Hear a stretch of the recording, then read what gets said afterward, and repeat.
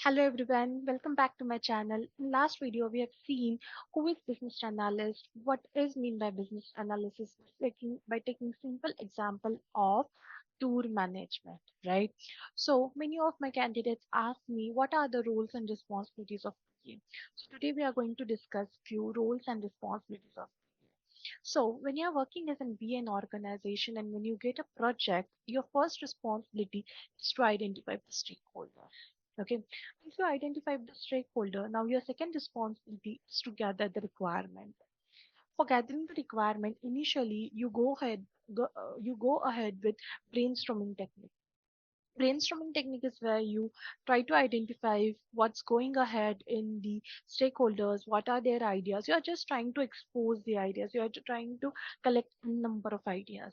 And in this way, to brainstorming, you then go ahead with the actual requirements. In this way, there are a number of requirement gathering techniques which you actually utilize in order to gather the requirements.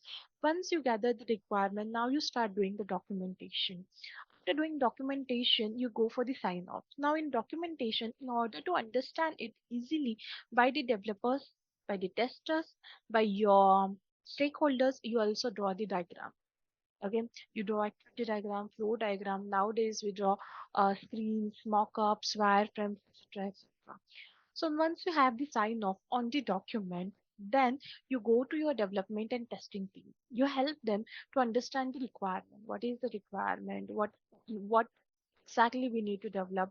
How we need to develop? What are the conditions for the requirements, etc.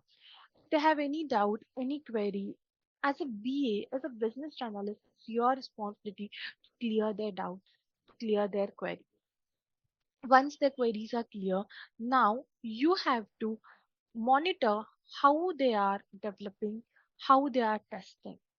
Okay, therefore, you have to make sure whether they are going to deliver in time or not. Here, a BA plays an important role. Once the requirement is ready, after testing, the responsibility of BA is to do UAT.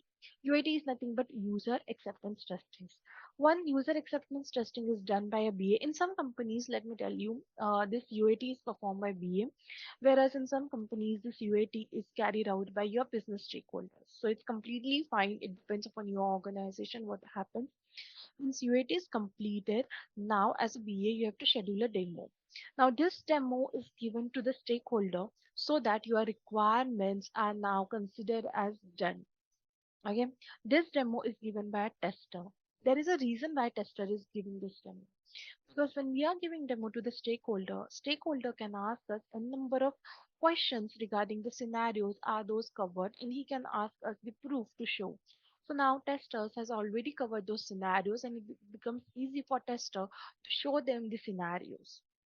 So that this is the main reason normally the testers they give demo, and in the demo if sorry, not BAs, if these stakeholders are asking some questions or suggesting some change requests, such scenarios are being handled by business analysts, right? And then we are going to actually mark the ticket, mark the user story, mark the requirement as done once we get sign off from the stakeholders. Okay, tune to Neha's channel for more info. In next video, we are going to see about the stakeholders. Who are the stakeholders? What are their types? How they impact your project? Okay, thank you. Bye bye.